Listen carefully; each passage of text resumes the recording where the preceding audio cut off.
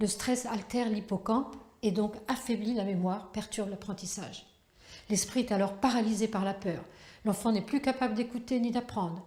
Et si le stress se prolonge, le cortisol sécrété en trop grande quantité agresse les neurones de l'hippocampe et peut même les détruire.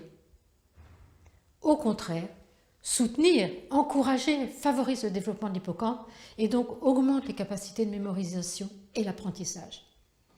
Plus l'enfant est soutenu, plus il est motivé, a du plaisir, plus il mémorise et apprend. Quand les enseignants sont empathiques et chaleureux, il se produit un cercle vertueux. Eux-mêmes et l'enfant sécrètent de l'ocytocine qui déclenche la production de 3 autres molécules, dopamine, endorphine, sérotonine. Et ces molécules produisent chez l'enfant ce dont tout enseignant rêve, un enfant calme, non stressé, empathique, confiant, curieux, motivé et heureux d'apprendre. Quand l'adulte compare les enfants entre eux, met du stress, de la compétitivité, il empêche la sécrétion de l'ocytocine, de la dopamine.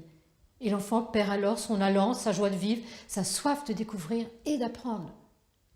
Au contraire, quand il y a de la collaboration, de la coopération, du plaisir, l'ocytocine et la dopamine sont sécrétées. Les méthodes d'enseignement bannissant totalement la peur, le stress, sont agréables, satisfaisantes pour le professeur. Et les élèves apprennent mieux, mémorisent plus, sont plus créatifs. Les notes, elles, sont très nocives, car l'enfant qui a de mauvaises notes se sent nul, humilié. Il est dévalorisé, stressé, découragé, en situation d'échec, et il ne veut plus apprendre ni aller en classe.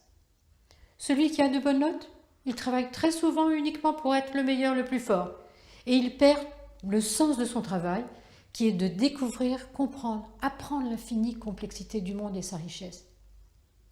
Les notes entretiennent les conflits, les rivalités en classe et ne favorisent pas le travail en équipe.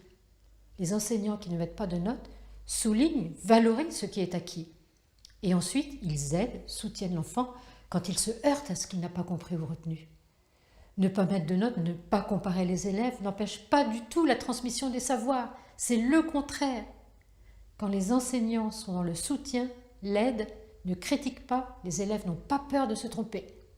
Ils sont en confiance, ils gardent le goût d'apprendre, de comprendre, ce qui est primordial, et ils deviennent curieux, posent des questions pour approfondir le sujet.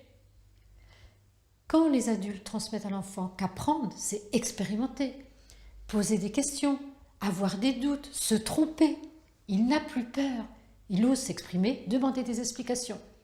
Il participe, devient motivé, n'est plus inhibé par la peur de l'échec. Le but de l'école n'est pas que l'enfant réussisse à tout prix et de bonnes notes, mais de lui donner le goût, l'envie d'apprendre, de connaître, de comprendre, de réfléchir, d'échanger, de questionner. Quand les enseignants aident, soutiennent, les élèves entre eux imitent l'enseignant. Et ceux qui ont mieux compris sont heureux d'expliquer à leurs camarades en difficulté. Ils coopèrent alors naturellement et ils travaillent avec joie en équipe.